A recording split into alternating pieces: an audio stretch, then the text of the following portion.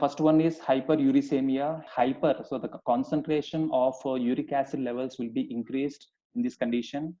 Actually, the normal level of uric acid will be this much. The males, in males, 3.4 to 7 milligram per deciliter of concentration, which is present in plasma.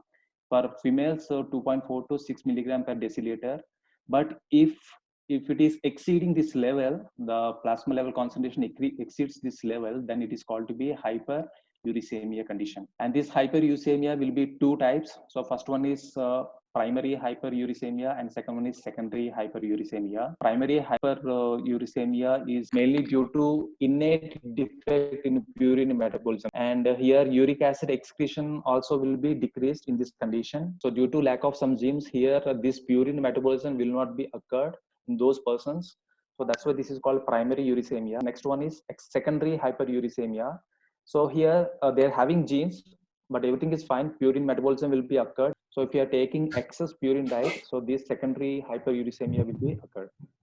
So it is mainly due to increasing the level of uric acid levels in the blood plasma. So that is more than 7 milligram per deciliter. And the next disorder will be gout. So here the gout is a disorder, so which is mainly due to overproduction of uric acid.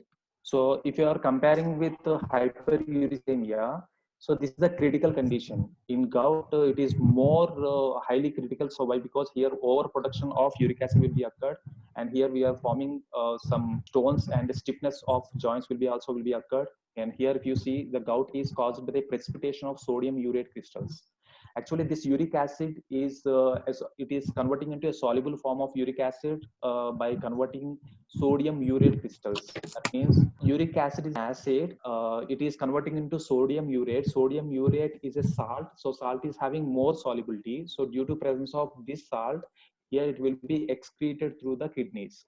So now, so that's why here uric acid is converting into sodium urate crystals. But here in gout condition, this sodium urate crystals will be deposited at the joint region. So that's why here gout will be occurred. So this is a more severe condition than hyperuricemia. And here we are having 4 stages. So first one is asymptomatic stage. Here we cannot get any symptoms. Urate crystals will be deposited at the joints. This is the starting position. Here you cannot get any symptoms. So that's why there is no evidence of treatment for this asymptomatic hyperuricemia.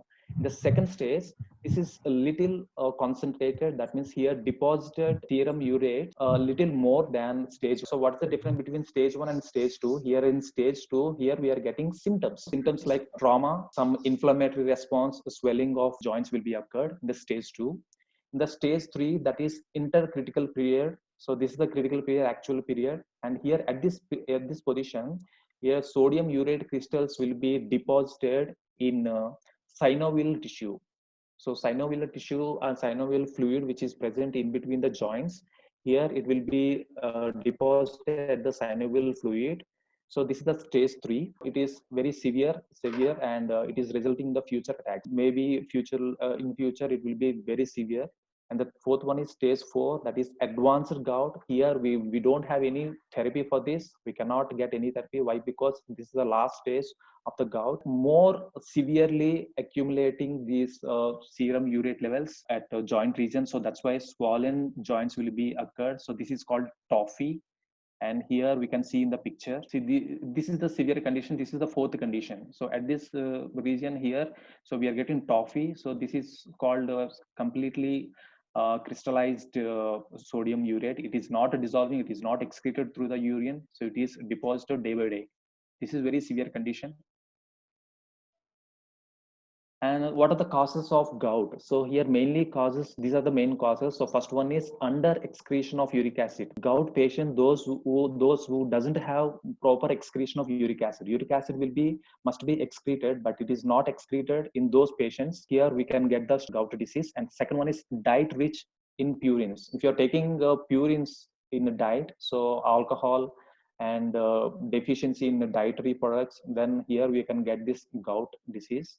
And increased purine degradation. So why? Because purine is degraded and finally forming uric acid.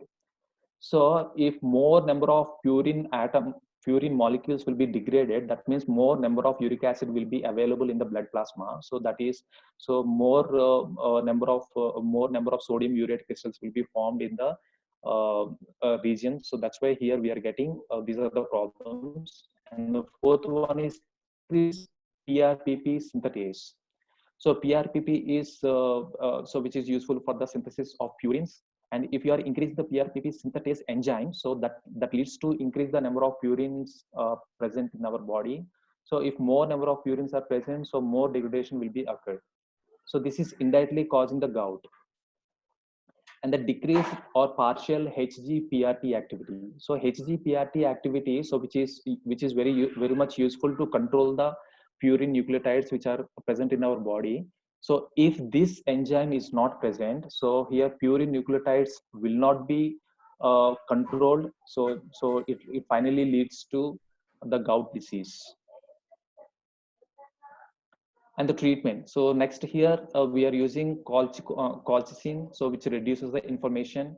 And but here allopurinol is the main medicine for this gout disease, which inhibits the uric acid synthesis. And we can take low purine diets.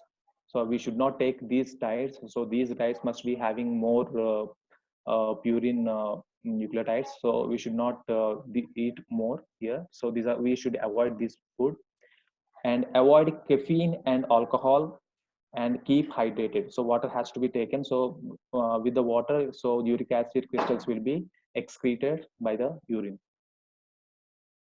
So here allopurinol is the main medicine here. So why? Because allopurinol is having it is acting as a inhibitory drug for the hypoxanthine. So for example, here hypoxanthine, in the degradation of purine nucleotide, hypoxanthine is converting to xanthine, and xanthine is oxidized and again converting into uric acid.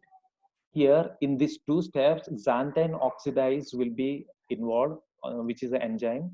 But here, if you are using this allopurinol, so this allopurinol which inhibits this this xanthine oxidase enzyme, so that leads to the prevention of formation of uric